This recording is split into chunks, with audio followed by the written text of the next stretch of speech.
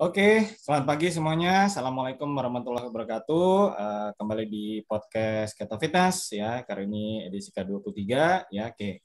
Banyak bahasan nih yang kita mau bahas ya, terutama pagi ini. Selamat bergabung bagi teman-teman yang sudah ikutan join di Zoom atau di FB yang ikutan live ya. Nah, jadi banyak pertanyaan dari para warrior yang terutama baru belajar mulai olahraga, mulai latihan beban gitu ya.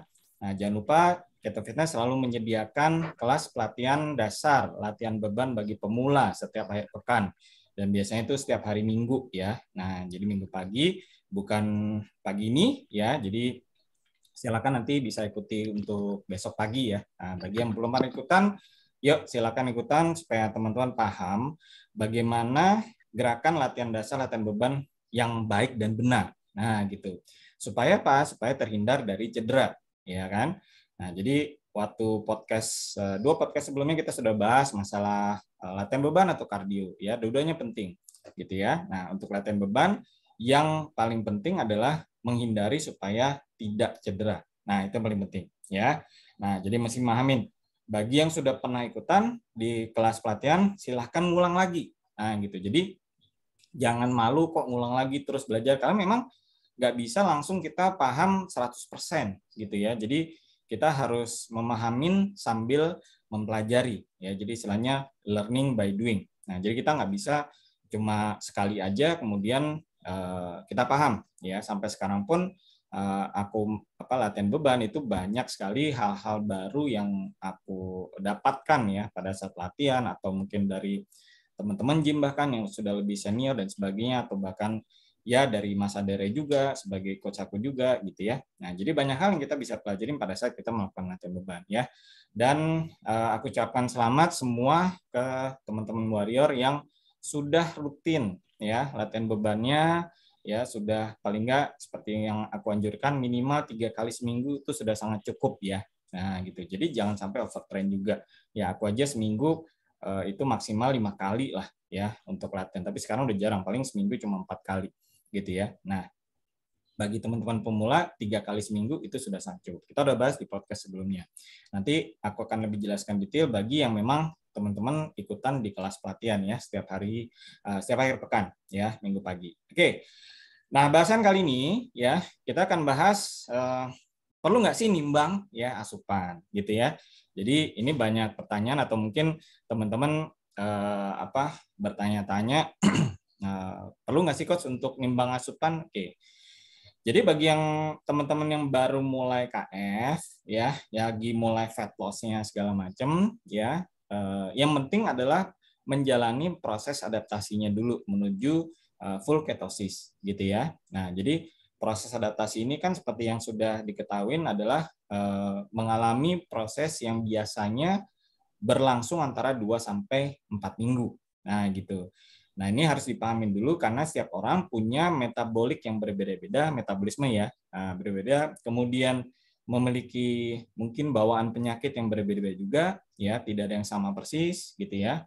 Nah, jadi proses adaptasi ini ada yang cepat atau 2 minggu sudah bisa full ketosis. Nah, full ketosis gimana sih tandanya? Salah satunya udah kuat fasting gitu ya. Nah, kemudian nggak craving lagi gitu. Nah, itu salah satu tanda-tanda gitu ya. Untuk biasanya rata-rata pokoknya antara 2 sampai 4 minggu. Nah, pada saat proses 2 sampai 4 minggu itu adalah proses perkenalan badan kita ya terhadap lemak ya. Nah, lemak ini yang tadinya mungkin nggak kenal ya, lemak ini kita belajar adalah lemak di badan ya. Nah, jadi bagi yang baru mau mulai ber-KF atau berketo itu adalah proses di awal kita mengajari badan kita untuk memahami bahwa lemak itu adalah teman dan memang itu adalah sumber energi gitu ya. Nah, makanya bagi yang baru atau belum berketo yang masih karbo itu selalu tergantung dengan asupan karbonya. Kenapa? Karena pada saat otak sudah kehilangan atau turun gulanya, ya tidak ada yang menggantikan sumber energinya yang menuju ke otak. Nah, gitu. Jadi bahan bakarnya itu nggak ada. Nah, keton ya. Nah, benda keton ini yang kita harapkan adalah bisa menggantikan posisi glukosa di otak yang sudah mulai menghilang.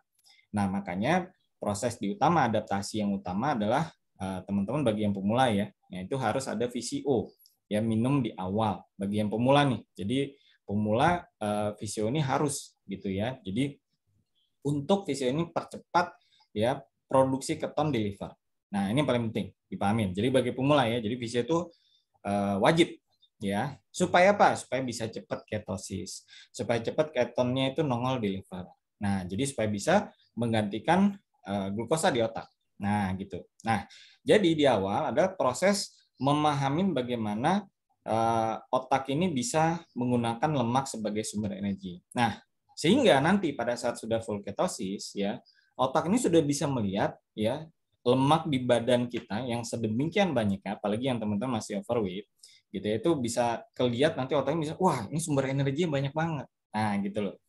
Nah, ini juga bisa dibantu dengan asupan lemak-lemak lainnya. Nah, jadi kalau misalnya keto atau ketofastosis identik tanda kutip ya, makan lemak bisa bakar lemak. Nah, itu sebenarnya ada benarnya gitu ya. Kenapa? Karena di awal itu memang kita mengajari tubuh kita untuk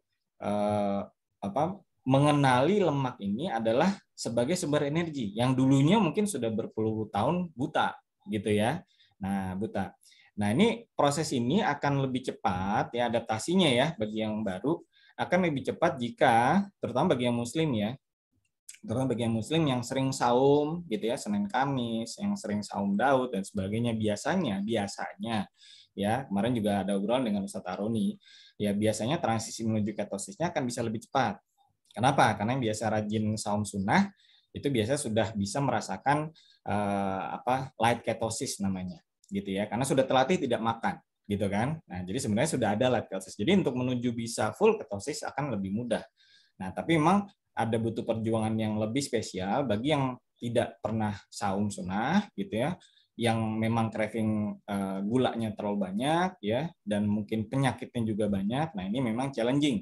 Jadi nggak ada masalah bagi teman-teman yang baru ya. Nah, jadi tetap semangat untuk bisa menuju full ketosisnya. Nah, makanya kenapa di KF itu ada fase induksi, ya kan? Nah, jadi mungkin masih bingung fase induksi itu fase gimana sih? Nah, gitu. Kok hewani ya itu tadi. Karena hewani itu ya almost zero karbonnya. Ya, jadi kita nggak bisa bicara zero carb nol benar-benar ya. Nah, kenapa? Karena ada bumbu-bumbu dan sebagainya. Tapi intinya adalah bagi teman-teman yang bagi pemula gitu newbie KF gitu menjalankan transisi menuju ketosisnya, ya utamakan hewaninya gitu. Jadi kalau masih bertanya kenapa sih sayur nggak boleh, ya kenapa buah nggak boleh, ya tujuannya sebenarnya masih membuat protokol itu adalah supaya bisa cepat full ketosisnya. Nah, kalau sudah bisa cepat full ketosisnya, akan banyak benefit-benefit yang bisa dirasakan oleh tubuh kita. Nah, gitu ya. Oke.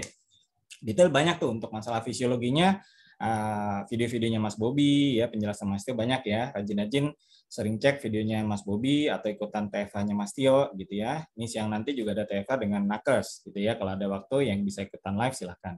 Oke, nah sekarang kita belajar untuk bangun otot dalam kondisi yang ketosis gitu kan. Kondisi fastosis lebih tepatnya ya, fasting on ketosis. Nah, jadi bagi yang teman-teman baru mulai latihan beban dan sebagainya dan baru ya mengalami fat loss gitu ya. Nah, sering aku ajarkan adalah yang paling penting adalah belajar makan. Jadi pada proses menuju fat adapted atau sudah fat adapted, biasanya terjadi adalah fastingnya mulai kuat gitu ya. Nah, pada saat fasting kuat ini, kemudian makannya jadi nggak banyak gitu ya. Jadi kuat fasting lah intinya gitu ya. Nah, which is ini sebenarnya nggak ada masalah gitu. Tapi ada satu titik di mana tetap kita butuh asupan gitu. Nah, kebutuhan protein standar ya, kebutuhan protein standar tanpa latihan beban ya itu 46 gram untuk wanita, 56 gram untuk pria. Ya, anggap aja 50 gram ya tanpa olahraga. Nah, gitu ya. Nah, jadi jangan sampai kita juga kekurangan nutrisi. Artinya, pada saat sudah full ketosis tetap harus ada asupan yang masuk gitu ya. Kenapa? Karena kalau misalnya kita tidak makan sama sekali, kemudian dan keseringan gitu ya, sering terus-menerus gitu ya, bukan hanya yang terjadi bukan hanya fat loss ya, tapi terjadi adalah muscle loss. Kenapa? Karena protein yang dibutuhkan standar minimum requirement ya atau kebutuhan standar yang dibutuhkan oleh tubuh kita, kalau tidak ada asupan yang masuk, dia akan mencari di mana ya sumber ya protein asam amino terbesar di tubuh kita ada di otot gitu. Jadi kalau misalnya kita kurang asupan proteinnya, ya tubuh kita akan mencari ya mengambil asam amino dari otot. Gitu. Jadi otot yang tergerus. Ya, paham ya, teman-teman ya. Nah, jadi makanya di sini ya kita quote fasting itu bagus ya, tapi makan juga harus ada. Nah, gitu ya. Jadi ini harus imbang gitu. Nah, makanya kenapa perlu latihan beban ya, perlu olahraga. Ya kemarin kita udah bahas ya, kardio atau latihan beban, silakan nanti dicek lagi bagi yang kemarin belum lihat videonya.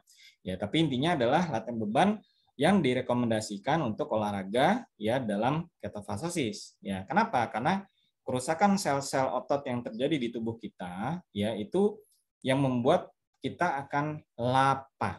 Nah, gitu. Jadi ini sudah banyak dialamin bagi teman-teman yang sudah ikutan kelas pelatihan dasar, ya latihan beban. Nah gitu. Jadi bahkan besoknya ya kemudian atau bukan besoknya, malamnya, coach kok lapar banget ya? Ya udah makan. Nah gitu ya. Nah itu tanda-tanda bahwa memang tubuh kita butuh nutrisi ya, terutama sel otot. Gitu ya teman-teman, paham ya? Nah jadi inilah kenapa ya aku selalu ajarkan bagi yang pemula untuk belajar adalah mengasup target proteinnya mengejar antara 80 sampai 100 gram protein. Nah, itu kurang lebih seberapa banyak sih? Ya hewannya 500 gram gitu. Nah, kalau belum bisa gimana? Belajar gitu ya. Nah, bagi yang baru mulai bertransisi nggak apa-apa ya. Jadi kalau misalnya yang lagi transisi mau makan banyak lemak duluan, melatih badan kita untuk bisa melihat lemak itu sebagai kawan tanda kutip. Jadi supaya mengajari ya badan kita nih. Jadi ngajarin badan kita, lemak ini bagus loh ini. Jadi exogenous fat itu juga sangat bagus ya. Endogenous fat itu body fat di dalam tubuh kita. Nah, exogenous itu yang asupan, PCO dan semua hewani yang berlemak ya, no problem gitu ya. Nah, jadi untuk tahapan awal pada saat berKF-nya banyak mengasup lemak, no worry ya. Nah, tapi kemudian bertahap untuk naikin yang ada proteinnya. Jadi jangan hanya lemaknya tok gitu ya. Jadi kalau misal di awal kan visio banyak nih, ya minimal 6 sendok ya per hari ya. Mau 8 boleh nggak? Boleh aja, nggak ada masalah gitu ya. Nah, itu untuk mengajari juga salah satunya adalah asupan lemak di luar itu diperlukan untuk tubuh kita. Nah, gitu ya teman-teman ya. Nah, tapi seiring dengan waktu kembali lagi pada saat sudah mulai beban, kebutuhan protein naikin. Nah, jadi kebutuhan proteinnya naikin. Kalau masih bingung tadi antara 80 sampai 100 gram. Nah, kalau sudah mulai rutin, ya sudah mulai ngebaca latihan bebannya sudah rutin dan sebagainya. Nah, mulai targetkan ya kebutuhan proteinnya paling nggak 2 kali berat badan ideal. Ya, jadi gini, maksudnya kenapa berat badan ideal adalah kalau misalnya teman-teman masih obesitas, ya, jadi misalnya teman-teman masih ber-KF, ya, kayak tadi, misalnya Mbak Dede nih ya, Mbak Dede masih turun fat loss-nya kan masih pengen banyak tuh. Nah, jadi dilihat BB idealnya kurang lebih berapa sih? Misalnya BB idealnya antara 60 sampai 65 kg gitu ya. Ya udah targetin proteinnya kalau bisa sih 2 kalinya ya, berarti kurang lebih sekitar 120 sampai 130 ya gram proteinnya gitu ya. Nah, jadi belajar memahami itu dulu. Nah, makanya kenapa kita bahas di sini adalah perlu nggak sih nimbang-nimbang gitu ya, nimbang-nimbang asupan gitu ya. Jadi bagi yang teman-teman yang sudah join di Keto Fitness dari awal udah lama ya tahu gitu ya. Aku dulu sering nimbang-nimbang ya, nimbang makanan, nimbang ini segala macam gitu ya. Jadi aku dulu sering kerjanya bawa timbangan ya. Nah, jadi timbangan nih, timbangan kue ya. Nah, jadi merek apa aja lah. Ini udah lama nih, aku udah beli dari 2000 berapa 16 ya. Nah, jadi buat ibu-ibu biasanya pasti ada di dapur. Betul nggak? Ya. Nah, tujuannya apa sih nimbang? Ya, jadi tujuan nimbang itu adalah kita memahamin berapa banyak sih kita makan, gitu ya. Nah, terus pertanyaan berikutnya, perlu nggak sih coach nimbang terus gitu? Kayak sekarang aku udah nggak pernah nimbang lagi. Kenapa? Karena udah dapet yang namanya intuitive feeling. Nah, paham ya? Nah, jadi intuitive feeling itu adalah menimbang asupan itu melatih kita ya untuk tahu. Ya, jadi sekarang aku tuh udah ngerti gitu. Ngelihat bentuk, misalnya beli nih di luaran, di mana ya? Misalnya ayam lah ya, di warteg lah, atau mungkin lagi di luar, oke, mampir KFC lah dan sebagainya gitu ya. Nah, ada ayamnya nih, misalnya KFC ada mentok gitu ya. Ukurannya segini. Oh, nih kira-kira kurang lebih ya 150 gram lah ya berat ya. Jadi proteinnya berapa? Oh, sekian. Nah, gitu. Jadi sekarang udah bisa kira-kira. Jadi nggak perlu apa ya, istilahnya ngitung terus, udah jarang ya. Tapi ada satu waktu dulu di awal ya, aku ngitung terus gitu ya untuk tahu gitu ya, oh kira-kira ini berapa ya proteinnya segala macam. Nah, ini makanya teman-teman kalau misalnya bertanya ya, perlu nggak sih nimbang asupan? Ya, kalau teman-teman ingin tahu secara akurat bagaimana nanti progres ya untuk latihan bebannya ya, aku anjurkan untuk belajar ya. Kalau ibu-ibu menurutku nggak ada masalah ya, karena misalnya biasanya di rumah harusnya ada timbangan tersebut gitu ya. Nah, jadi kalau mau makan nimbang, atau mungkin yang bawa makanan dari rumah ya nggak apa-apa, timbang aja gitu. Nah, jadi kira-kira udah dapat belum ya? Nah, jadi sampai aku ngerti gitu ya, kalau dalam satu ayam utuh nih ya sama tulangnya ya, itu rasio berat sama tulangnya itu kurang lebih sekitar 70-30 ya, atau kalau tulangnya mungkin agak kecil rata-rata bisa sampai 80-20, tapi rata-rata 70-30 ya. Jadi maksudnya gini, kalau berat ayam utuh ya di luar kepala ya, nah di luar kepala, di luar ceker gitu ya, nah ditimbang gitu ya, misalnya 500 gram, nah itu kurang lebih udah pasti, kurang lebih udah pasti berat dagingnya tanpa tulang maksudnya, yaitu berarti 70%-nya. Ya gitu. Jadi kurang lebih berapa? Sekitar 350 gram. Betul nggak? Ya. Nah, itu sampai aku udah ngerti kayak gitu. Gitu ya. Jadi itu karena dulu udah sering nimbang. Nah, jadi maksudku begini. Intinya adalah belajar aja ya. Jadi ini bukan suatu kursus, wah harus enggak. Cuma akan ada pertanyaan berikutnya biasanya. Coach, kayak kemarin siapa ada nanya ya. Coach, aku udah latihan beban nih lama, ini segala macam. Kok naiknya cuma 1 kilo ya? Nah, gitu ya. Nah, ini makanya terkait dengan itu tadi, gitu. Jadi asupan kita berapa banyak sih? Gitu. Jadi ada dua hal yang terkait dengan masalah timbang menimbang ini adalah asupan protein kita, ya. Protein. Jadi utama targetnya di protein ya. Lemak ngikutin. Nah, nanti kita belajar di masalah itu. Jadi protein utama, lemak ngikutin aja. Nah, kemudian yang kedua, masalah kalori. Nah, jadi ntar aku akan bahas lagi masalah kalori, tapi secara singkatnya, ya kalau kita untuk naikin massa otot, ya kita butuh namanya surplus kalori. Nah, jadi nggak bisa kalorinya sifatnya maintenance atau bahkan defisit. Nah, bisa nggak kita makan proteinnya targetnya mencukupi, tapi kalorinya defisit? Bisa, gitu. Nah, makanya sekarang yang kita butuhkan untuk menaikkan massa otot, terutama apalagi yang sudah cenderung underweight, gitu ya, surplus kalorinya harus ada. Nah ini terkaitnya dari apa? Nah, tadi ngukur tadi. Nah, jadi gimana cara ngukurnya? Ya tadi, semua makanan diukur, timbang, catat, ya. Mau pakai aplikasi banyak. Ya, aku anjurkan ada 2 aplikasi. Ya, yang pertama adalah Fat Secret. Ya, mungkin Babe Sidik bisa bantu, Be. Nah, jadi aplikasinya Fat Secret. Ya, yang kedua adalah aplikasinya kalau yang pakai Android ya, itu namanya aplikasinya lokal hitung kalori. Nah, gitu ya. Nah, jadi hitung kalori bagus juga. Ya, ini lokal bahasa Indonesia, teman-teman masukin semua makanan bahasa Indonesia ada semua. Gitu ya. Kalau Fat Secret aku nggak ngerti, di handphoneku keluarnya bahasa Inggris terus, tapi katanya bisa bahasa Indonesia. Nah, nggak ngerti gimana, mungkin setting handphonenya dulu ya. Bisa di bahasa Indonesia apa enggak? Gitu ya. Nah, tapi Fat Secret juga intinya dua aplikasi itu ya, masukin gramasi ya, jenis makanan dan sebagainya, nanti keluar adalah proteinnya berapa, lemaknya berapa, ya kalorinya berapa. Nah, gitu ya. Jadi nanti kalau dihitung semua, dimasukin semua ke dalam aplikasi, nanti akan keluar ya kalorinya berapa sih. Nah, gitu ya. Nah, ini makanya teman-teman juga harus paham berapa sih kalori maintenance-nya ya gitu ya. Jadi gimana kalori apa istilahnya? Kalori untuk bulking ya. Nah, jadi bulking. Nah, kenapa sih ada istilah bulking itu sebenarnya adalah yaitu tadi, bulking itu adalah untuk surplus kalori. Gitu loh. Nah, surplus kalori itu bisa didapatkan kalau memang kita makan banyak. Nah, kelebihan bulking ya, di kita di keto dibandingkan orang yang makan karbo adalah bulking kita gramasi lemaknya ya, 1 gram lemak itu 9 kalori gitu. Nah, sedangkan kalau misalnya orang yang orang yang makan karbo, ya karbo itu 1 gram karbo itu 4 kalori. Jadi karbo dan protein itu 4, ya. Kalau lemak itu 9. Nah, jadi kalau secara gramasi, ya, yang kita butuhkan untuk makan dengan kalori surplus, ya di pola ketogenic diet itu gramasinya tidak sebesar orang yang makan karbo, paham ya? Nah, makanya kenapa ada istilah bulking ya dan cutting. Sebenarnya bulking itu mereka harus makan surplus kalori banyak ya sehingga karbo yang dimakan memang harus jadi banyak. Nah, gitu. Nah, makanya banyak yang kemudian menggemuk ya. Jadi massa ototnya nambah tapi gemuknya gede banget. Ya itu tadi kenapa? Karena dia over carbs.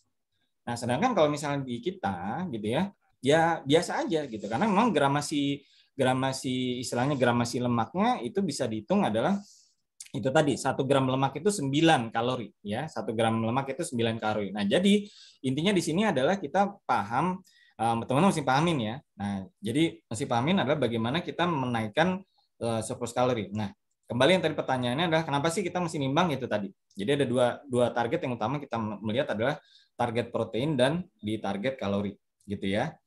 Oke. Nah, ini banyak teman-teman yang masih menanyakan gitu ya. Nah, kan gimana sih bisa untuk surplus kalorinya? Ya, paling penting sekarang kita mencoba untuk bisa memakan asupan itu lebih sering, gitu ya. Jadi kita boleh fasting, kuat fasting. Jadi gini, kalau banyak teman-teman nanya, Om Ebi kok bisa fastingnya kuat, tapi makannya kok kuat gitu ya? Nah, ya memang harus dilatih. Jadi rata-rata makanku memang omat gitu ya. Tapi omatku aku bisa makan ya hewani itu bisa rata-rata lebih dari 1 kilogram. Ya kalau all you can eat itu minimal 1,5 ya dalam sekali makan. Nah, aku tidak anjurkan anak teman-teman mengikuti. Ya, tapi juga sama kalau teman-teman bisa melihat ya Mas Tio itu omat. Ya, Mas Tio omat. Tapi kalau teman-teman pernah melihat ya Mas Tio makan dalam 1 kali makan berapa banyak? Ya udah itu. Gitu ya.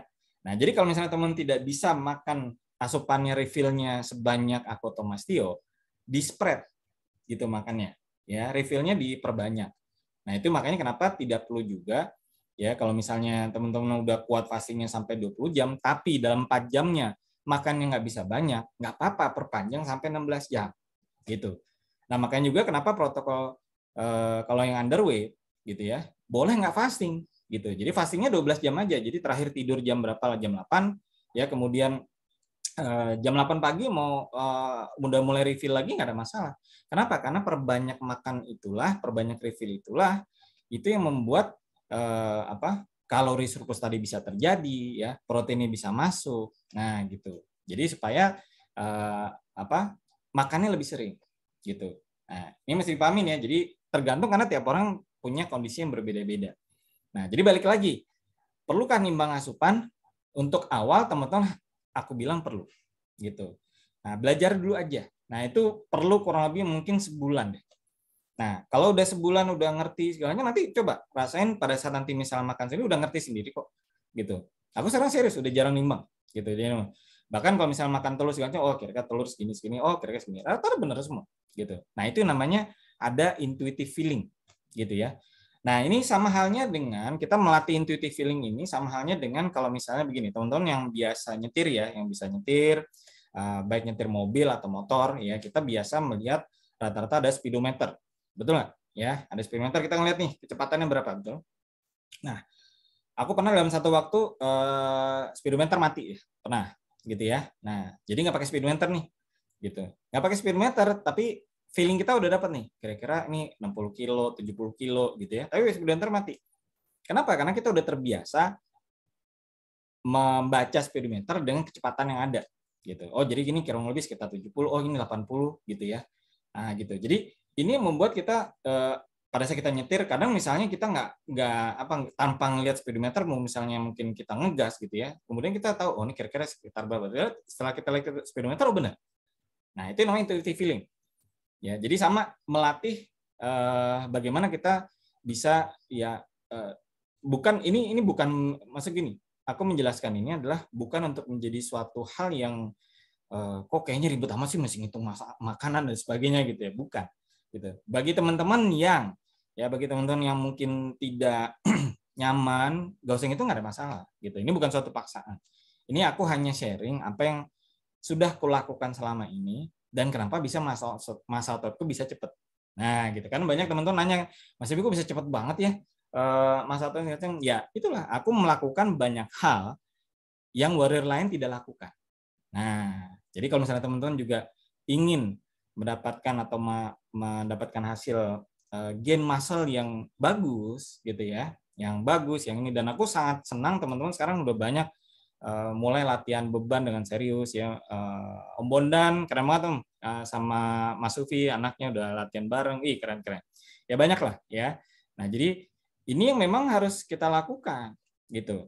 Nah jadi kalau misalnya tanya, oh ya kemarin alhamdulillah ya kemarin aku menang deadlift challenge ya di Fitness First ya. Jadi di antara total katanya sih hampir 100 ya total semua klub Fitness First gitu ya. Nah itu ya aku tetap terbanyak gitu. Jadi itu dihitung per klub gitu, tapi total yang dihitung katanya aku juga terbanyak juga. Nah gitu.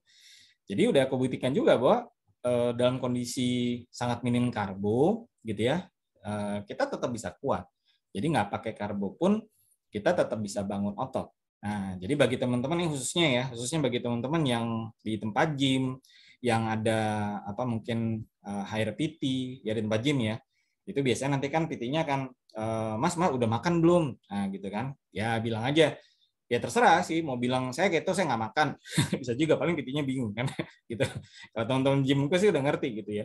Kayak kemarin aja pada saat lagi deadlift challenge gitu ya, udah selesai segala macam, waduh keren banget nih Pak gini-gini lah, iya ini juga belum makan kok gitu, wah belum makan gitu, pada bingung gitu.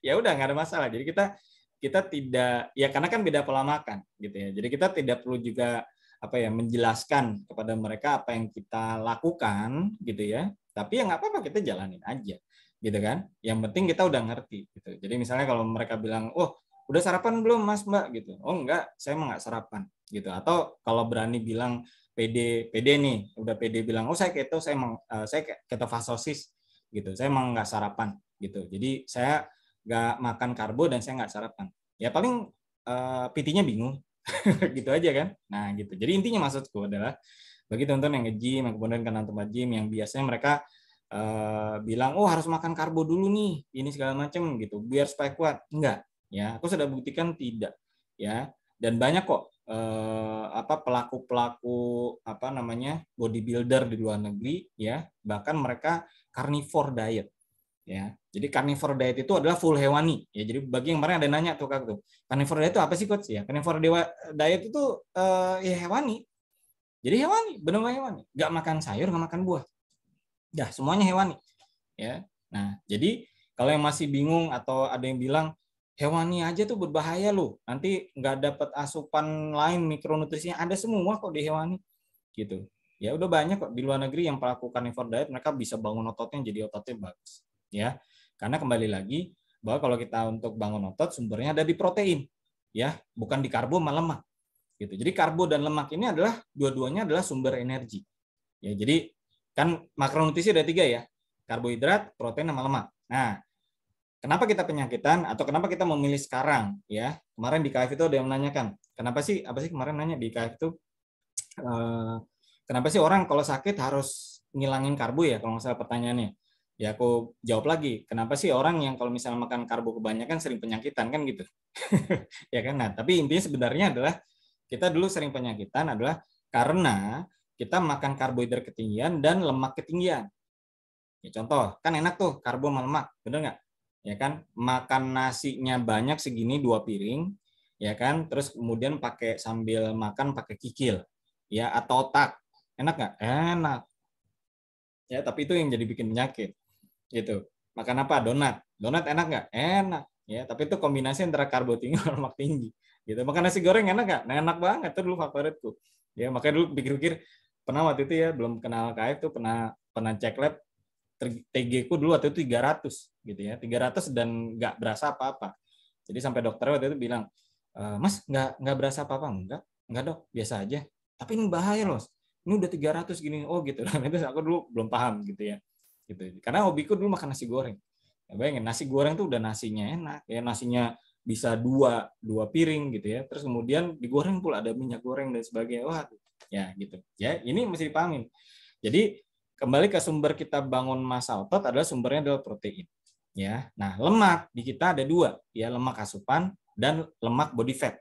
Nah jadi ada 2 nih, lemak asupan dan lemak body fat. Nah dua-duanya bisa digunakan. Nah, makanya kenapa untuk bisa menjadi kuat dan sebagainya, lemak di tubuh kita itu pun ya, itu bisa membuat kita menjadi bertenaga. Gitu ya.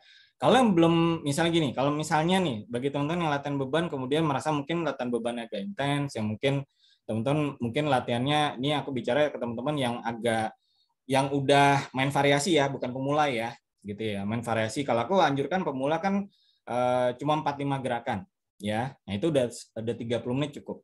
Ya, mungkin kalau ini teman-teman yang latihannya sampai 45 menit gitu ya, bahkan sampai 1 jam ya, jangan lebih dari 1 jam ya untuk latihan beban ya. Aku aja paling 45 menit udah selesai gitu ya. Kecuali aku latihan full powerlifting gitu ya. Full powerlifting itu butuh dan heavy lifting, powerlifting dan heavy lifting itu butuh rest antar setnya itu bisa sekitar 3 menit sampai 5 menit ya untuk bisa recover lagi.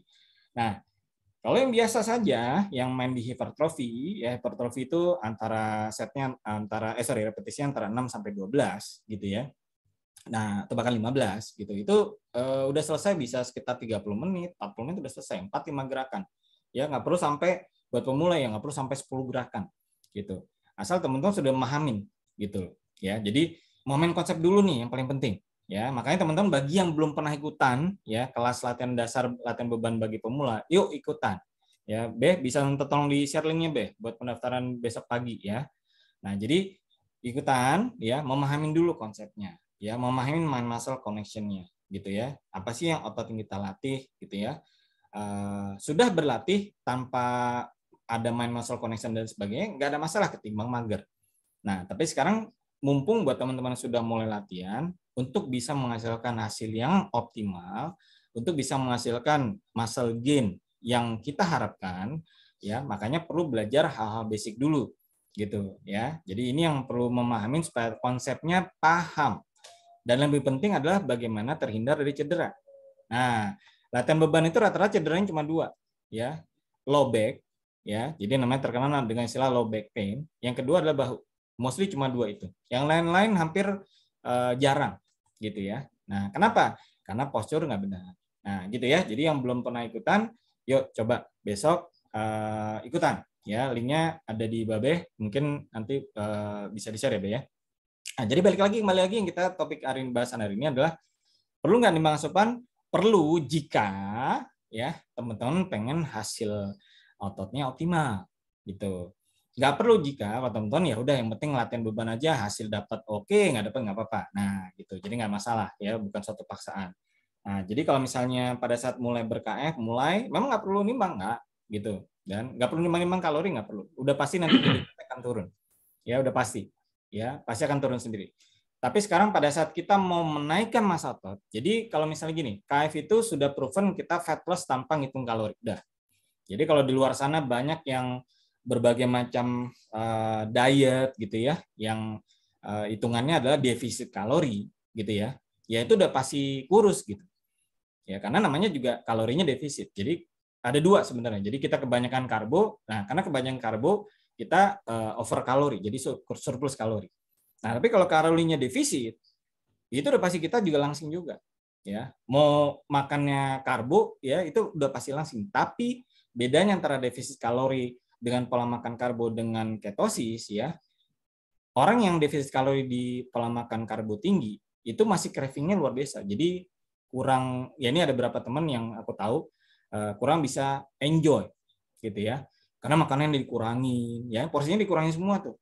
Nah kalau kita makannya banyak, betul nggak? Ya kan? Nah jadi kalaupun misalnya dihitung defisit kalori, makannya enak-enak nggak? Enak-enak, ya kan? Siapa bilang makan hewani nggak enak? Ya kan? Makan jeroan enak, makan semuanya enak. Jadi makanya banyak yang baru pelaku KF di awal komennya kok makan enak-enak gini nggak apa-apa ya, nggak apa-apa ya asal emang nggak ada karbonnya gitu. Itu Mas, Ya, ada pertanyaan dari ya Mas silakan. Khairudin itu ya. Ah, Apa makan protein kebanyakan nggak mengakibatkan kerja ginjal berat gitu? Nah, ini juga kadang-kadang ya, jadi apa namanya ketakutan orang untuk makan hewani. ya, oke. Nah, jadi gini ya, aku bisa bisa jelaskan atau bisa buktikan tidak jadi masalah selama teman-teman pada saat mulai KF fungsi ginjalnya normal, ya, tidak bermasalah. Bahkan ada studi terakhir bagi ginjal yang bermasalah pun ya ternyata studinya menunjukkan bahwa ternyata makan protein yang agak tinggi pun nggak masalah. Tapi untuk amannya ya, nah, untuk amannya dan aku mengikuti Mas Tio, bagi yang memang ginjalnya bermasalah, ya harus ekstra waspada. Tapi ginjalnya normal, nggak ada masalah. Sebagai contoh, ya, aku tiap hari mengkonsumsi protein gramasinya ya antara 200 sampai 250 gram setiap hari, ya. Udah banyak amat, Kos. Ya udah. Ya itu makanya kenapa ototku bisa cepet banget kan. Nah, jadi kombinasi itu percuma juga kalau misalnya latihannya tidak intensif, memakannya banyak pun proteinnya akan dibuang. Nah, jadi kuncinya gini, kenapa ginjal itu tidak berbahaya pada saat kita makan protein banyak? Ya, karena ekses protein yang tidak terpakai ya di tubuh kita itu akan dibuang, gitu. Ya, jadi akan dibuang. Tidak ada penyimpanan asam amino di dalam tubuh kita, ya akan dibuang. Tetapi kita memakan protein yang banyak pun no problem. Kenapa? Karena ya kita memiliki proses tubuh yang namanya gluconeogenesis. Ya, gluconeogenesis ini adalah proses pembuatan gula sintetis yang dibutuhkan oleh tubuh kita. Nah, sumbernya ada dua, ya protein dan lemak.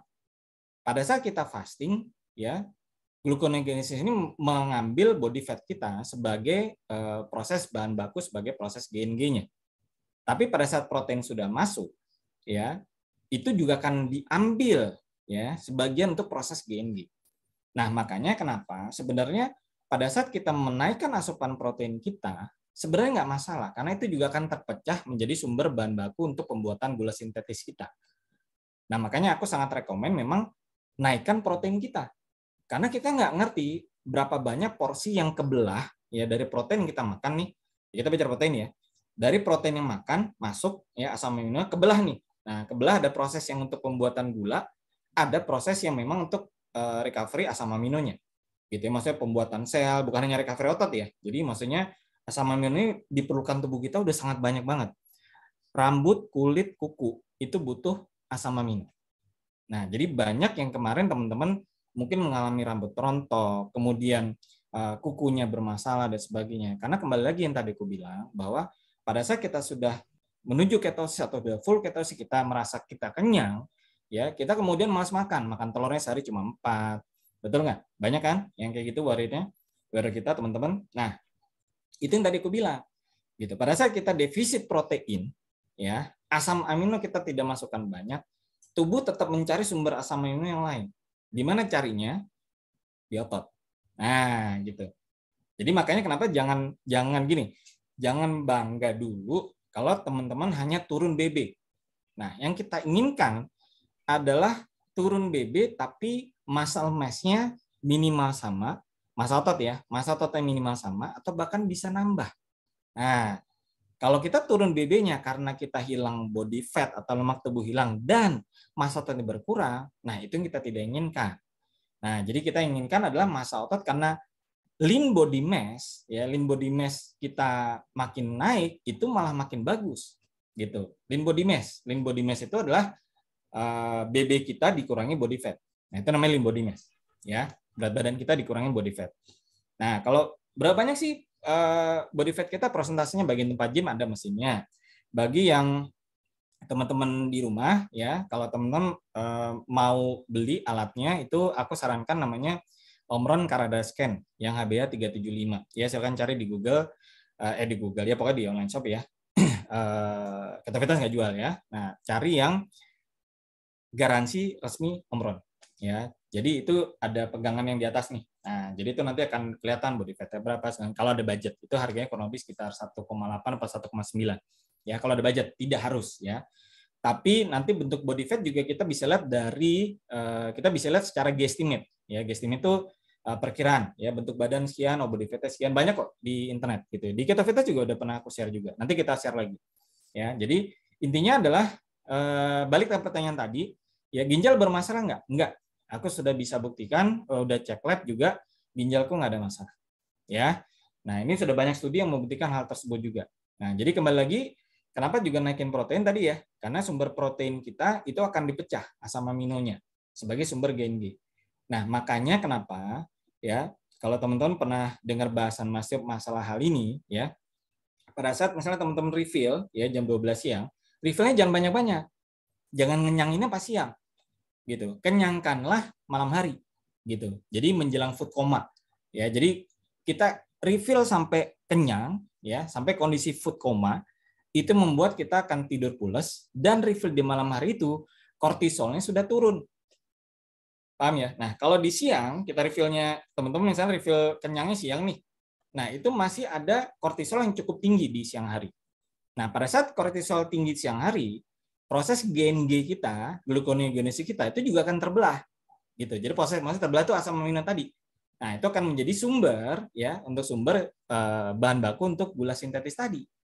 Nah, makanya kalau bisa siang pada saat refill ya kurang lebih proteinnya 50 gram gitu, atau 30 gram nggak masalah. Nah, jadi pada saat breakfasting ini juga paling penting ya, breakfasting refill pertama itu minimal kalau bisa usahakan proteinnya 30 gram minimal. Untuk apa? Untuk meningkatkan namanya muscle protein sintesis. Nah, jadi muscle protein sintesis MPS ya, MPS kita itu dia akan boosting bagus ya dengan requirement itu kurang lebih menurut penelitian loh ya, bukan aku yang ngomong. Menurut penelitian itu kurang lebih sekitar 30 gram proteinnya. Ya optimalnya 50 gram gitu. Tapi 30 gram oke. 30 gram itu kurang lebih berapa? Kalau telur tuh ukurannya ya 6 telur deh atau 5 sampai 6 telur.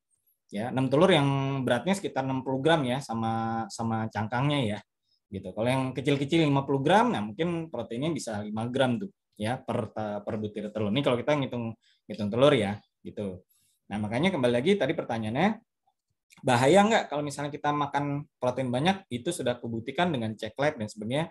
Udah aku share juga Mas Tio, ke Mas Bobi segala macam aman ya, kreatinin aman dan sebagainya aman. Ya nanti kapan aku share juga ya ke FB Keto sama ketofastosis. Oke B, itu B. Ada lagi B? Pertanyaan. Ini satu lagi Mas. Nah, tanya masalah kadang-kadang kan ada selentingan-selentingan dari orang-orang yang nggak keto itu. Katanya bahaya kalau konsumsi lemak atau protein gitu bisa jangka panjang gitu. Itu bisa dijelaskan. Satu lagi catatan buat teman-teman ya yang punya masalah gagal ginjal, bengkak jantung, bocor jantung, ada sedikit perbedaan ininya apa namanya itu Treatment. protokolnya Protokol. masalah asupan protein sama takaran minum itu ada ininya apa namanya itu protokolnya. Bagi yang punya masalah bisa japri saya. Nah, makanya di kolom pendaftaran di ini itu saya lengkapi dengan masalah kesehatannya untuk saya memudahkan untuk ngasih panduan gitu. Uh, saya rasa begitu. Silahkan Mas Epi dijawab masalah lemak-lemak itu. Oke, jadi gini ya. Oke. Jadi memang ini yang biasa dikhawatirkan oleh, bukan dikhawatirkan ya, ditakut-takuti oleh orang yang di luar sana gitu. Jadi gini, kalau menurutku gini ya, simple ya. Buatku sih sebenarnya apapun pola makannya ya nggak perlu. Aku bahkan pernah debat sama orang yang food combining ya gitu ya. Oke, aku debat sama dia nih. Oke, bro, food combining itu lebih bagus bro. Gini segala macam. Terus aku balikin. Lu kalau misalnya bagus, kenapa perut tuh masih gendut? Gue bilang gitu. Dia bingung, diem gitu kan. Ya udah, sekarang gini aja. Kalau misalnya kita bicara apapun pola makannya gitu ya, kita cuma bisa buktikan dengan hasil lab aja gitu ya. Hasil lab aja. Dah. Hasil lab yang paling penting yang mesti dilihat adalah ya gula darah puasa, tapi yang lebih penting sebenarnya bukan gula darah puasa, Pak. Paling penting adalah HbA1c. Ya, jadi teman-teman yang biasa cek tusuk-tusuk jarum ya setiap pagi ya udah tuh dulu aku pengalaman deh. Ya jadi udah paham tuh. Nah, bagi teman-teman yang DM ya, yang DM yang mau turun apa namanya? Gulanya ya perlu bersabar gitu ya, karena kalau untuk mencapai 80 di bawah 80 mg per desiliter itu cukup lama bagi yang DM. Ya, jadi kalau misalnya turunnya lama nih ya gitu ya, itu mungkin sudah potensi DM dulu sebelum mulai KF-nya gitu ya. Gitu. Tapi yang lebih akurat sebenarnya adalah ada HbA1c. Jadi yang kalau kita bisa lihat adalah HbA1c itu yang pertama. Untuk profil apa namanya? Profil gula ya, profil gula HbA1c yang utama. Kemudian profil lemak. Nah, biasanya kalau dalam lab itu kan profil lemak itu udah jadi satu ya, kolesterol total, HDL, LDL sama TG. Betul nggak? Oke. Nah, jadi kalau misalnya di situ kita melihat ya kolesterol total sebenarnya tidak masalah, bukan tidak masalah gini. Kolesterol total itu ya di Amerika Serikat itu 2015 sudah dicabut sebagai acuan yang sangat penting. Udah nggak dipakai tuh, gitu ya. Kolesterol total nggak dipakai, ya. Udah ada jurnalnya, gitu ya. Nah, jadi yang lebih penting adalah kita melihat adalah HDL dan triglycerid. Dua ini dulu, ya. Apapun pola makannya, ya. HDL dan triglycerid, kalau bisa HDL-nya tinggi atau naik, ya, dan triglycerida turun itu udah pasti bagus. Ya, mau tanya ke dokter manapun, ya pasti akan setuju dengan pola makan apapun. Kenapa? Karena pada saat aku mengawali ibuku dulu waktu KF gitu ya, aku sudah bilang sama ibuku bahwa ibu jangan cerita-cerita ya kalau berketo-keto gitu segala macam. Tapi namanya orang tua ya, mungkin juga seneng atau apa pada saat babynya turun dan sebagainya itu cerita gitu ya. Nah, dulu sama lah seperti kalau misalnya dokter-dokter yang belum paham tentang keto, bu bahaya bu gini-gini segala macam. Nah, tapi hasil lab setelah setahun ya, kalau nggak salah setahun ber-KF gitu kan, cek lab lagi tuh ibuku. Ya, hasil hasilnya aku udah pernah share di KF juga, di Ketovitas juga, di FB pribadiku juga. Hasil lab ibuku itu adalah HDL-nya itu 95 ya, triglyceridnya itu 90. Jadi 3 dokter ibuku itu sampai bingung.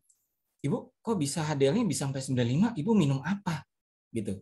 Nah, karena kan dokter berpikir pola pikirnya dokter adalah, mohon maaf nih buat dokter yang masih karbo ya. Nah, kalau dokter yang udah nakas KF, aku rasa udah paham. Jadi dokter ini kan berpikir HDL itu ditingkatkan dengan obat, gitu kan. Nah, jadi obat apapun menurutku ya tidak ada bisa meningkatkan HDL setinggi itu. Ya karena 3 dokter ibuku tuh bingung banget. Ya, ibu kok bisa HDL-nya 95? Nah, gitu. Ya bahkan aku pernah diskusi juga sama teman dan sebagainya, dia udah ternyata di ring jantung dan sebagainya. Tadi aku nggak ngerti kalau dia di ring jantung. Kita ngobrol masalah itu pola makan, diskusi, debat friendly debate lah ya gitu. Ya tadi aku bilang kalau aku debat sama orang gini aja deh, udah nggak usah ribut deh, udah tunjukin aja hasil lab lo gimana ya, hasil lab gue gimana, dah kita adu hasil lab aja gitu. HbA1c lo berapa dengan pola makan yang sekarang ya, kemudian HDL lo berapa, triglycerid berapa. Dah, gitu aja. Nah, jadi kalau mau kayak gitu ya, teman-teman, nanti ada orang, wow, nakut-nakut macam udah, tanya aja hasil lab Anda berapa sih? Gitu. Saya pengen tahu dong kalau misalnya Anda pikir Anda bilang bagus, hasil lab Anda berapa? Gitu. Dia tanya aja HB1-nya berapa, HDL-nya berapa, triglycerida berapa. Oke. Mengenai LDL, ya. Nah, LDL ini kalau mau tahu lebih detail itu di lab itu ada namanya small dense LDL. Nah, memang perlu biaya lagi tuh.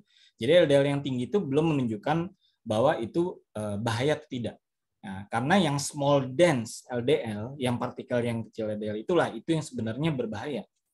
Nah, itu di lab terutama Prodia itu ada ya, cek small dense. Jadi kalau mau tanya ke lab itu adalah small dense ya cara ceknya.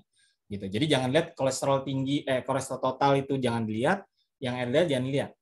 Kenapa? Karena kolesterol totalku aja terakhir cek lab, aku cek lab terakhir tuh kolesterol total tahun yang lalu itu kalau nggak salah 600 ya, mungkin sekarang udah 800 kolesterol total ya gitu, tapi nggak ada masalah.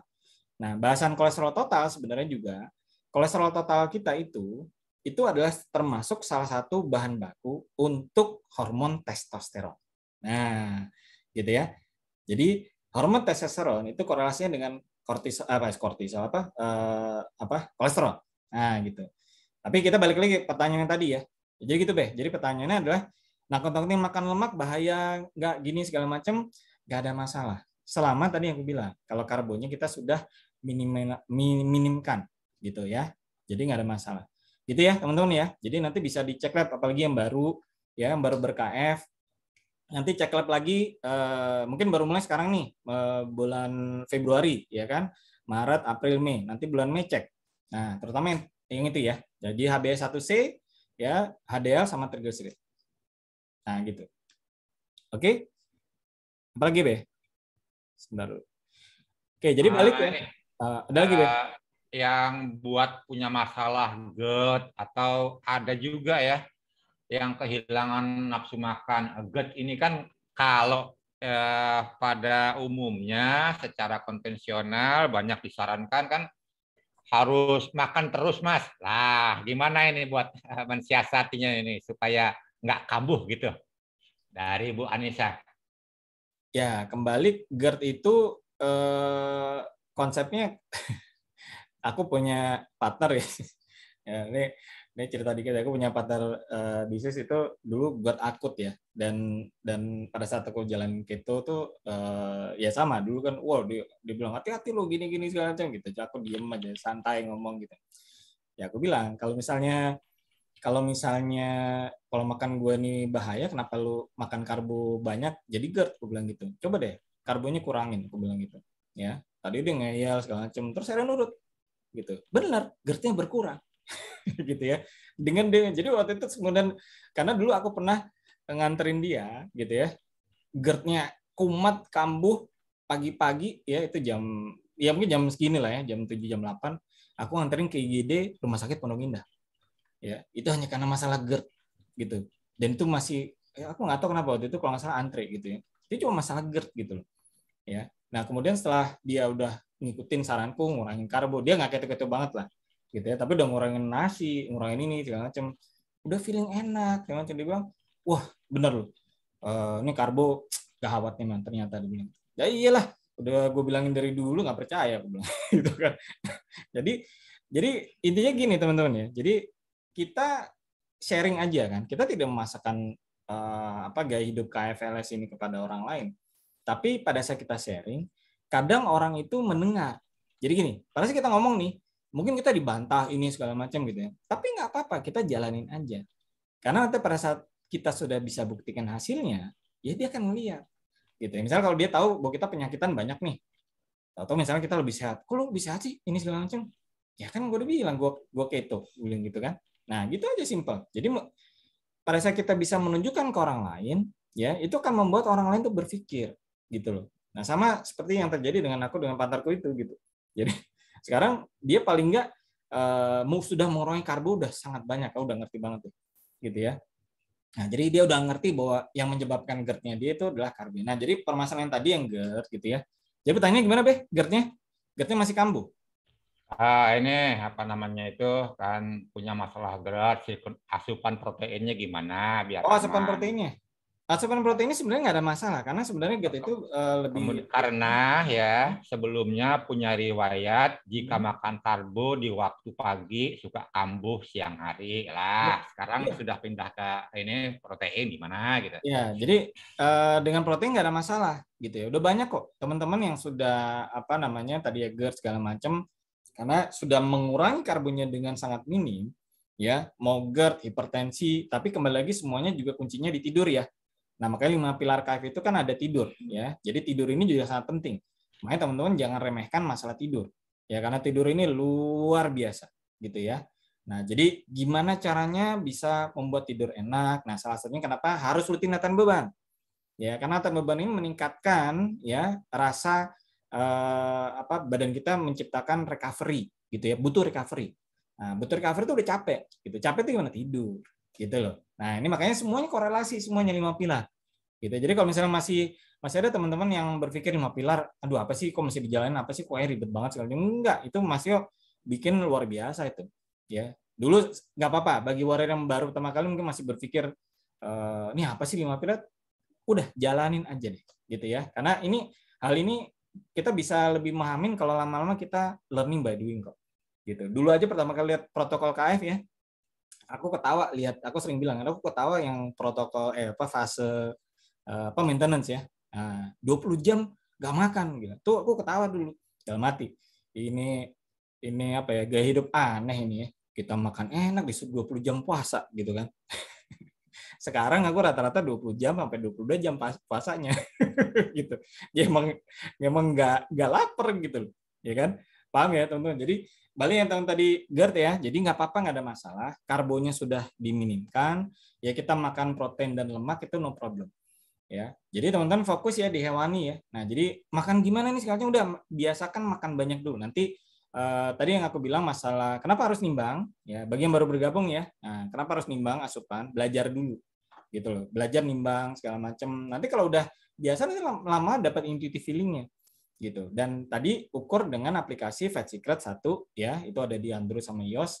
Yang kedua adalah aplikasi hitung kalori, itu yang Android aja gitu ya, yang mungkin bahasa Indonesia, dan itu semua menu makanan Indonesia ada lengkap semua dan hitungan kalorinya ada.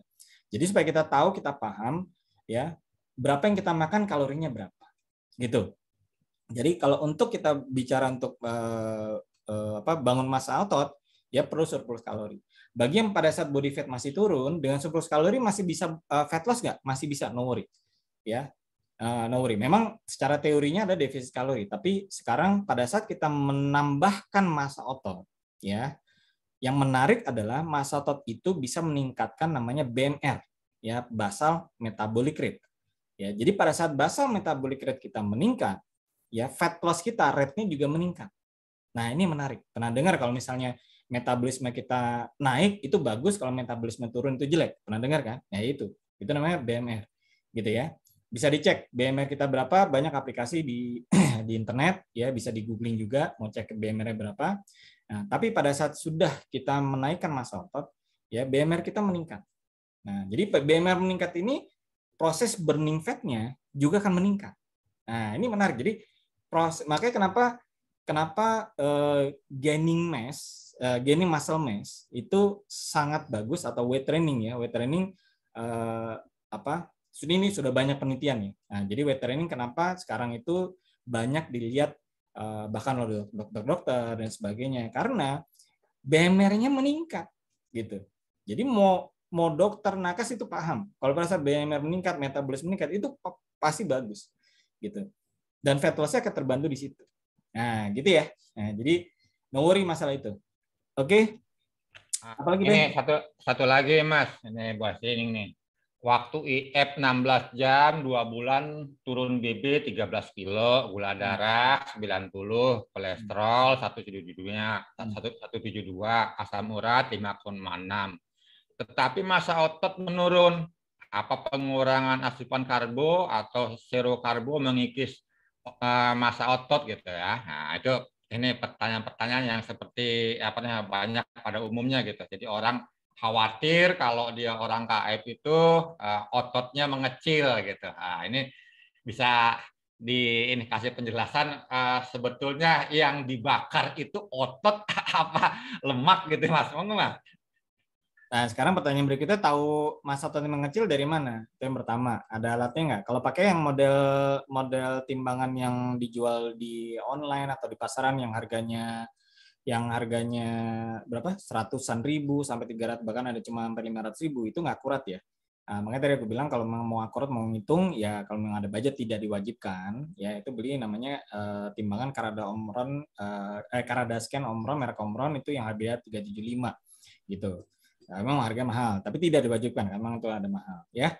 Nah, jadi kita mengetahui nanti massa otot kita naik apa enggak ya. Sebenarnya yang pertama bisa kita rasakan ya. Ini kalau kita mencet-mencet nih ya di badan, nah udah ada yang bagian yang sudah mengeras, ya udah itu otot. Gitu. Ya itu udah banyak deh yang yang kasih laporan di teman-teman yang alumni yang udah ikutan kelas pelatihan ya. Aduh, coach, itu udah ini udah mengeras nih bagian sini. Ya udah, itu bagus. Nah, Mbak latihan terus gitu. Jadi supaya bisa makin berasa gitu ya. Nah, buat teman-teman yang nakes, ada beberapa laporan yang para dokter yang suka melakukan operasi gitu ya. Tadinya operasinya kalau begini agak kalau angkat tangan nih gini ya, angkat tangan gini. Nah, itu agak susah gitu ya. Kenapa? Karena deltoidnya belum pernah dilatih. Nah, ini makanya kenapa para nakes, dokter ini juga perlu latihan beban gitu ya, terutama yang sering operasi duduk ya, operasi yang biasanya harus duduk banyak kan ya, teman-teman nakes ya, dokter. Nah, itu yang sering terjadi yang kalau begini nih, yang operasinya begini. Nah, itu biasanya nggak kuat tuh, kemudian turun lagi. Nah, udah latihan beban rutin, nah shoulder-nya udah kuat ya, otot shoulder-nya udah nambah. Nah, sehingga bisa lebih kuat. Nah, itu tadi. Jadi latihan beban itu sangat pengaruh terhadap kegiatan aktivitas kita sehari-hari. Nah, jadi makanya kenapa jangan remehkan latihan beban, ya pengaruhnya luar biasa, percaya deh. Gitu. Ya, aku udah 2 tahun lebih nih ya, masuk tahun ketiga. Jadi yang aku rasakan luar biasa, apalagi di era pandemi kayak gini ya. Nah, teman-teman yang sudah lihat podcastku dulu Keto Fitness dengan Mas Tio masalah vagal tone, itu Mas Tio jelaskan banyak tuh. Bagi yang sudah punya massa otot yang udah banyak, ya itu vagal tone-nya sangat bagus ya. Dan di era pandemi ini juga salah satu untuk memprotek kita. Ya, jikalau memang terkena amit-amit dan sebagainya, ini sekarang ada Omikron, ntar ada yang nggak tahu lagi, kita nggak ngerti, kita belum selesai juga ya pandemi ini, walaupun kita divaksin. Makanya kita tetap harus melatih otot kita supaya apa? Supaya imun kita juga meningkat. Nah, gitu. Itu vagal tone. Ya, aku nggak bahas detail. Nanti silakan cari di Mas Bobi atau di Keto Fitness ada waktu itu podcastnya dengan Ko Mas Tio ya waktu itu tentang vagal tone. Nah, jadi kembali yang tadi pertanyaannya otot atau ini. Jadi kalau sudah latihan beban ya dan kemudian makannya, nah makanya tadi yang aku bilang, kenapa mesti nimbang? Kita mesti tahu makannya sudah banyak belum, udah mencukupi belum, gitu. Protein udah cover belum, gitu ya. Nah itu yang Ini Mas Ebi ya. dulu sempat turun berapa ya, kemudian bisa naik berapa? Apakah masih makan biji-bijian Mas? Bisa naik berat badannya? Biji-bijian apa nih? Ya Kacang. kayak padi kan biji, ya, kacang-kacangan apa segala gitu. Oke, ya, oke gini. Jadi mungkin banyak yang nanya gitu ya. Oke. Jadi dulu aku waktu mulai KF itu 80 ya, kayaknya saya 81, anggap aja 80 deh. Ya, 80 kemudian turun sampai 62 kilo. Ini berapa tuh? 18 kilo ya, hilang ya. Oke. 18 kilo hilang, posisinya adalah skinny fat. Ya, skinny fat itu ini kebanyakan teman-teman mengalami hal ini gitu ya. Jadi skinny fat itu badannya sebenarnya udah kelihatan maksudnya secara timbangan udah oke, tapi jadi kelihatan ceking. Nah, kenapa kelihatan ceking? Karena under muscle. Ya, jadi massa otot itu kecil banget. Nah, ini biasanya terjadi bagi teman-teman yang tidak pernah melakukan olahraga seperti aku dulu sebelumnya. Nah, jadi bagi teman-teman nih yang tidak pernah melakukan olahraga sebelum KF, ya, contoh di sini ada Mas Kelik nih ya, Mas Kelik sering main bola. Nah, kalau teman-teman yang suka main bola gitu ya, itu biasanya otot kakinya bagus gitu ya. Nah, kemudian orang yang misalnya main tenis, ya ini bagian tangan, ya tricep dan sebagainya itu bagian upper body itu bagus. Main basket, tricepnya bisa udah jadi, gitu ya. Main golf, nah sama main golf yang memang harus jalan segala macam itu jangan salah, main golf itu juga salah satu olahraga yang capek loh, gitu ya. Nah jadi masuk gini, kalau yang tidak ada preferensi olahraga sebelum ber-KF, biasanya ototnya kecil, karena nggak pernah dilatih olahraga, gitu. Nah, jadi pada saat udah ber-KF tadi badannya nggak masa gede kan. Nah, kemudian body fat-nya hilang nih. Ya udah, badan kita cuma 3 nih. Body fat ya, kemudian massa otot ya, kemudian massa tulang. Jadi pas body fat-nya udah hilang, tinggal apa? Otot sama tulang kan. Jadi kalau misalnya ototnya kecil, jadi kelihatan cing ya. Itu yang terjadi sama aku dulu. Makanya kenapa kemudian aku latihan beban intensif. Karena satu-satunya cara untuk menggemuk ya dengan cara kondisi ketosis ya kita nggak makan karbo lagi, bukan gemuk lemak, tapi adalah gemuk otot. Nah, paham ya?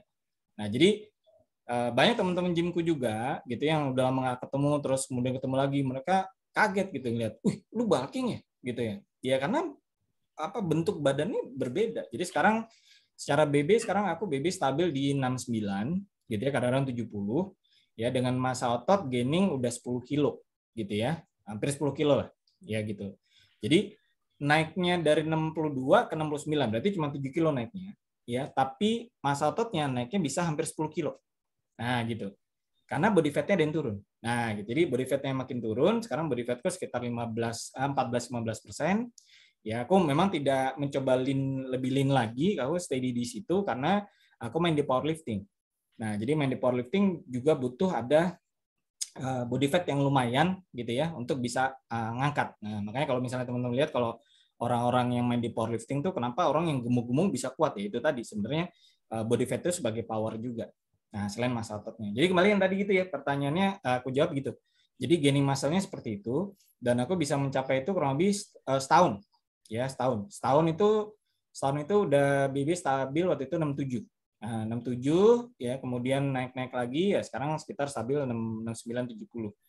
Nah, jadi kuncinya nggak perlu latihan sampai overtrain ya, kuncinya kita latihan beban rutin ya, kemudian asupan protein yang cukup dan kalori surplus. Nah, gimana tahu tadi? Ya itu tadi ngitung. Nah, kita bahas pagi ini adalah perlu nggak nimbang.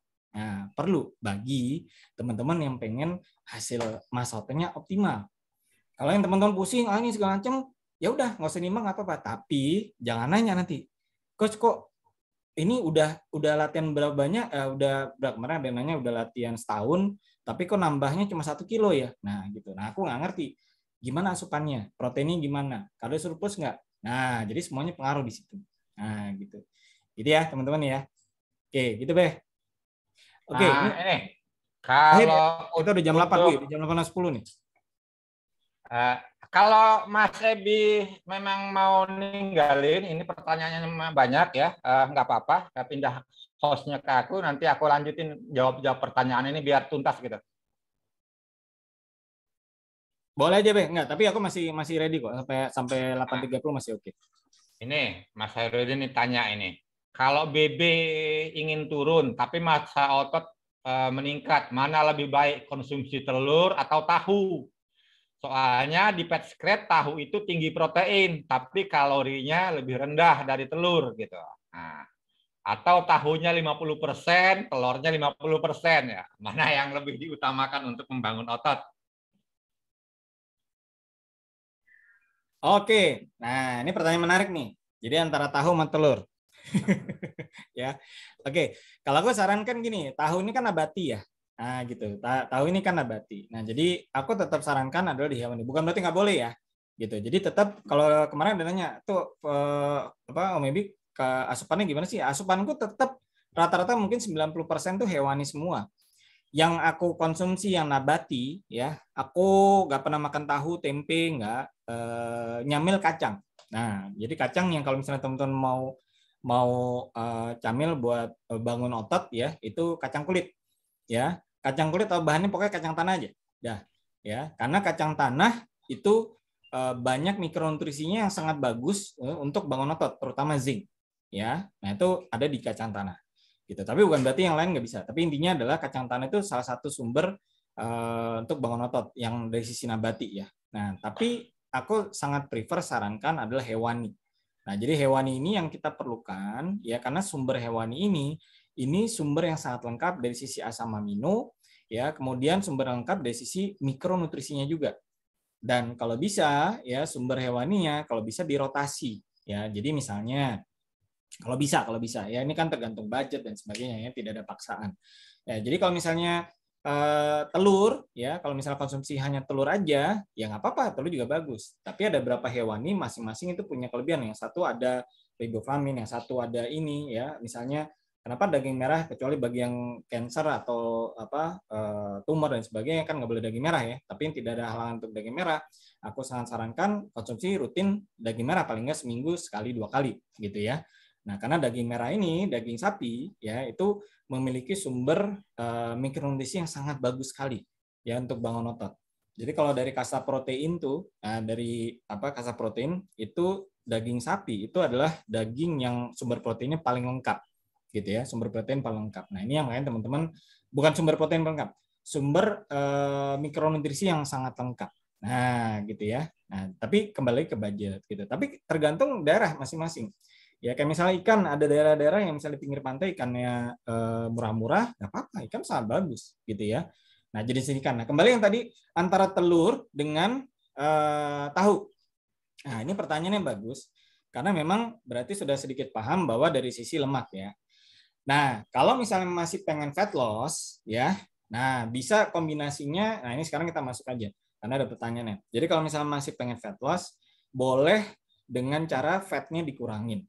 Ya, jadi naikin intake proteinnya tetap sama, tapi fatnya dikurangin. Nah, jadi fat ini adalah sebagai salah satu lever, jadi tuas untuk naikin apa turunin. Nah, jadi komponen lemaknya. Nah, jadi kalau misalnya antara tahu dengan telur, kalau memang mau seperti itu, ya boleh kombinasinya putih telurnya aja. Mungkin kuning telurnya makannya cuma sedikit, gitu ya. Nah, ini kalau memang masih pengen fat loss ya. Nah, gitu. Nah, kalau kemarin mungkin teman-teman yang tahu masih ada fish challenge ya, terutama yang di Nakes nih ya. Nah, oke, yang kemarin Nakes kan tahu ada Mas Yo jalanin fish challenge ya. Fish challenge tuh makan ikan terus, nah kemudian body fatnya Mas Yo makin kecil tuh. Nah, gitu. Ya, itu tadi. Jadi bagi teman-teman yang masih fatnya stuck, ya bisa 2 cara yang dilakukan. Yang pertama adalah lakukan aktivitas fisik yang lebih banyak, jalan kaki, jangan sampai overtrain ya. Nah, bukan aktivitas, maksudnya bukan latihan beban yang diperbanyak, bukan. Ya, aktivitas fisiknya diperbanyak, jalan kaki dan sebagainya, gitu ya. Nah, kemudian yang kedua adalah kurangi asupan bentuknya fat, gitu ya. Kurangi asupan bentuknya fat. Nah, jadi antara protein dan lemak, nah lemaknya bisa di-reduce, gitu. Kalau yang masih pengen di situ, ya. Tapi aku sarankan nih ya, bagian teman-teman masih bingung dan sebagainya, itu sebenarnya mungkin kalau aku sarankan yang sudah biasa ngitung dan sebagainya. Tapi yang biasanya masih belum biasa ngitung, makan dulu hewani yang utama dulu. Dah. ya. Karena fungsi utamanya adalah naikin massa ototnya gitu. Walaupun secara teori naikin massa otot bisa terjadi dengan defisit kalori, tapi akan lebih mudah kalau terjadinya surplus kalori. Nah, surplus kalori bisa terjadi di mana? Kalau memang kita mengasup itu hewaninya lumayan banyak. Nah, kuncinya di situ. Ya, tapi kalau misalnya teman-teman mau mengasupnya protein yang lean, ya contohnya dada ayam. Nah, karena konsepnya adalah kalau misalnya kita mengasup protein yang lean, itu tidak palatable. Ya, tidak terlalu senikmat kalau kita mengkonsumsinya adalah yang memang ada lemaknya. Benar nggak? Contoh, kalau misalnya makan dada ayam aja, ya dibandingkan dengan misalnya makan paha, ya dan bagian ayam yang lain, lebih enak mana? Lebih enak bagian yang lain. Ya, kalau misalnya yang konsep makan daging merah aja, daging sapi nih, ada yang modelnya memang lean protein yang merahnya banyak, ya lebih banyak atau minim lemaknya. Dibandingkan dengan kita makan daging sapi yang memang ada banyak lemak, yang lebih enak mana? Lebih enak banyak lemaknya. Nah, itulah makanya kenapa faktor lemak itu sebenarnya lebih palatable, maksudnya kita lebih nyaman gitu ya, lebih nyaman untuk bisa mengasup lebih banyak. Nah, jadi sekarang kuncinya adalah kalau misalnya teman-teman belum bisa mengasup asupannya banyak untuk recover otot, untuk recover banyak hal di tubuh kita, ya belajar dulu mengasup yang banyak. Nah, gitu dulu. Kalau sudah bisa mengasup yang banyak, kalau mau turunin lemaknya dan sebagainya nggak masalah. Gitu. Bagi yang masih pengen fat loss, gitu ya. Nah, gitu. Mungkin gitu Be penjelasannya Be. Nah, kemudian ini lagi masalah ini kulit yang gelambir ini loh. Selain latihan beban, amunisi apa nih agar kulit gelambir saat turun BB? Nah, ini kembali ke 5 pilar ini. Silakan Mas, ini Mas Ebi dijawab dulu ini masalah kulit gelambir. Oke, kulit gelambir. Oke, kulit gelambir makanya kenapa dianjurkan latihan beban sejak awal ber-KF supaya meminimasi kulit gelambir. Oke. Bagi yang masih pengen sudah gelambiran, kulitnya mengencang, ya kita di Keto Fitness punya amunisi. Ya kita sudah buktikan ratusan orang, ya teman-teman warrior sudah konsumsi amunisi di Keto Fitness, ya gelambirannya berkurang. Ya kita tidak bicara gelambirannya jadi hilang total enggak, gitu ya, berkurang, kulitnya makin mengencang. Ya, aku tidak jelasin di sana sekarang. Nanti bisa tanya ke Baby Sidik ya. Nanti kita akan infokan. Bagi yang belum bergabung di WA Group Keto Fitness, mungkin bisa simpan Be, mungkin bisa di-share Be nomor Babe. Nah, nanti WA pribadi ke Babe ya. Kirim WA ke Babe, ya nanti akan diinfokan ya. Nah, jadi amunisinya yang jelas adalah proses untuk gelambiran ya, mengencangkan gelambiran ya, adalah proses untuk kita namanya kolagen sintesis ya. Nah, kolagen sintesis ini ya bukan minum kolagen. Nah, bukan. Jadi mengoptimalkan proses namanya kolagen sintesis. Nah, jadi kenapa biasanya terjadi gelambiran adalah orang-orang yang memang teman-teman warrior yang tidak latihan beban sebelumnya.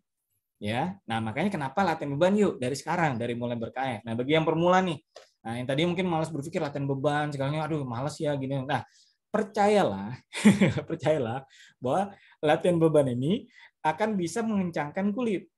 Nah, di mana kalau misalnya teman-teman pada saat ber-KF fat loss-nya sudah hilang, ya fat loss-nya banyak, body fat-nya sudah banyak hilang segala macam. Nah, jadi kan logikanya gini, pada saat badan kita lagi mengembang gitu ya, dan banyakkan lemak ya, kemudian mengecil gitu ya, karena lemaknya sudah banyak hilang. Nah, kulit ini kan harus regenerasi. Benar nggak? Nah, regenerasi kulit ini, kolagen sintesis ini salah satunya bisa di-trigger dengan latihan beban. Kenapa? Karena pada saat latihan beban terjadi otot yang mengencang dan bertambah. Paham ya? Nah, jadi supaya sederhana biar teman-teman paham nih. Jadi body fat turun, ya kan? Rongga yang dihasilkan tadi lemak yang ada di kan kulit kita nih, bawahnya lemak dulu, baru otot kan, baru tulang. Kan susunannya begitu. Nah, kalau misalnya lemaknya sudah menghilang, berarti tinggal apa? Otot. Betul nggak? Nah, makanya kenapa mesti dilatih latihan bebannya?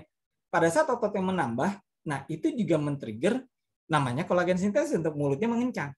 Nah, gitu loh. Ya, jadi logika dulu. Nah, tapi bagi teman-teman yang sudah terlanjur gelambiran dan biasanya cewek di sini nih, ibu-ibu, mama ya, di bagian sini nih, yang gelambiran nih, di bagian tricep. Makanya kenapa sering aku ajarkan latihan tricep, bicep ya untuk kencangkan di sini. gitu. Tapi semua bagian banyak. Ada gelambiran di perut, ya, ada yang gelambiran di dada, yang bagian pria ataupun wanita. Mohon maaf, misalnya wanita payudara jadi kendor. Nah, makanya kenapa di kelas pelatihan beban aku sering sarankan, yuk latihan dadanya, otot dada. Nah, karena otot dada ini bisa mengencangkan bagian dada, ya, termasuk mohon maaf, wanita di bagian payudara, gitu loh. Nah, jadi ini akan semua mengurangi efek estetika. Kita bicara estetika ya. Nah, jadi efek estetika yang terjadi karena kita fat loss-nya udah banyak banget, gitu loh. Nah, jadi bagi yang pemula yang masih ragu bisa nggak ya turun balik, percayalah ya kalau misalnya dengan ber-KF ini ya atau berketo ini fat loss-nya itu sangat luar biasa. Tapi sekarang persiapkan diri kita semua bagi teman-teman yang baru ya, persiapkan diri bahwa pada saat sudah mulai turun estetika badan mesti disiapin. Nah, gitu.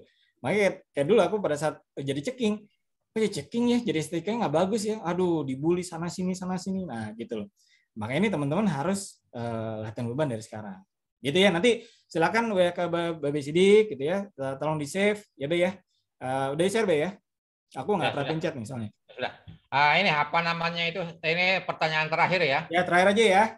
Ya. Nanti podcast berikutnya kita bisa bahas lagi kok. Ya, ini masalah amunisi Mas yang ditanyakan tuh PCO, cuka apel, mungkin yang lainnya juga nanti bisa diterangkan. Apakah itu dikonsumsi selamanya gitu? Nah, ini masalah ini apa namanya itu amunisi nih, seolah-olah kayaknya kalau amunisi itu wajib selamanya gitu. Oke. Silakan Mas. Nah, jadi kalau amunisi yang pertama adalah VCO. VCO ini sangat penting bagi pemula, dan itu wajib. Ya, jadi kalau tanya wajib, VCO wajib bagi pemula. Nah, setelah sudah ketosis, setelah lebih sebulan, 2 bulan, itu opsional aja. Gitu ya. Tapi dalam era pandemi ini katanya VCO sangat bagus. Ya, udah ada banyak penelitian. Ya, UGM juga meneliti VCO itu bagus untuk antivirus dan sebagainya. Bagi yang yakin, nggak apa-apa lanjutin VCO. Cuma ada permasalahannya adalah jangan sampai VCO itu dibuat untuk mengenyangkan. Ya, paham ya? Jadi misalnya gini, lapar kemudian udah deh minum VCO deh biar kenyang. Nah, ini yang nggak boleh. Gitu. Kenapa? Karena akhirnya jadi kenyang lama tapi nggak ada nutrisi masuk. Kenapa? Karena VCO itu pure lemak. Ya, tidak ada komponen protein, tidak ada mikronutrisi, di mana itu yang kita butuhkan. Ini mesti dipahamin ya. Jadi VCO is okay. Gitu ya, dan itu wajib di awal. Kemudian IHA Mas sendiri bilang tidak wajib, tapi sangat bagus bagi yang sudah pakai, apalagi mungkin dengan era pandemi ini untuk men-trigger respon-respon ya di mukosa dan sebagainya. Nah, itu bagus gitu ya. Tapi misalnya belum ada budget nggak masalah. Tapi VCO harus ya. Kalau itu VCO harus. Nah, kemudian apalagi biasanya teh hijau. Nah, ini juga banyak nanya ya, Be ya. Nah, teh hijau gimana? Teh hijau untuk di awal bagus untuk ini. Tapi kalau misalnya kemudian nggak konsumsi teh hijau, boleh nggak? Boleh juga, nggak masalah. Nah, jujur bagi sebagian orang teh hijau ada alergi. Aku alergi sama teh hijau, gitu ya. Dari awal aku nggak pakai teh hijau. Ya, jadi nggak ada masalah, gitu ya. Karena aku mual, ya. Semua teh hijau, semua merek dari bentuk yang celup, yang ini segala macam nggak bisa, gitu ya. Jadi nggak bisa. Mual, udah coba ini segala macam, kemudian jadi muntah, gitu. Sampai sekarang udah kemarin nyoba tetap sama. Nah, jadi kalau mungkin yang tidak ada alergi dengan teh hijau nggak apa-apa, silakan, gitu ya. Tapi bukan menjadi suatu kewajiban terus-menerus, gitu ya. Nah, oke, jadi gitu ya. Ngenyangin dengan WPI. Oke, nanti kita bahas masalah itu ya. Kita nggak bahas sekarang karena waktunya nggak cukup. Tadi kita bahas berikutnya adalah masalah whey protein atau susu bubuk yang banyak ditanyakan. Ya, kita nggak bahas sekarang ya, Be ya. Nanti kita bahas di podcast berikutnya deh. Nanti kita inikan lagi. Ya, kurang lebih gitu ya, Be. Jadi silakan save nomornya Babe Sidik gitu ya bagi yang belum bergabung atau ingin dapatkan update-update dari Keto Fitness. Semuanya nanti akan diinfo sama Babe Sidik ya. Bagi yang belum ikutan atau yang kemarin sudah ikutan kelas pelatihan besok pagi ya, minggu pagi ya, silakan ikuti ya. Kita belajar bagaimana latihan beban yang baik dan benar, terhindar dari cedera dan bisa meningkatkan massa otot dan terutama untuk mengencangkan kulit gelambir atau bagi yang mulai ber-KF itu untuk mengurangi resiko gelambiran. Oke, gitu aja. Terima kasih sudah bergabung di podcast ya, di podcast Keto Fitness edisi sekarang ini edisi 23 ya. Aku dan Babe Sidik mengucapkan terima kasih atas kehadiran teman-teman. Ya, silakan ikutan kelas pelatihan latihan beban bagi pemula. Linknya udah ya. Linknya udah di-share Ya, ya. makasih Mas Edi. Ya, kita ketemu besok pagi di kelas pelatihan teman bagi pemula. Terima kasih. Wassalamualaikum warahmatullahi wabarakatuh. Waalaikumsalam warahmatullahi wabarakatuh. Oke, terima kasih semua. Nah, mudah-mudahan tercerahkan ya.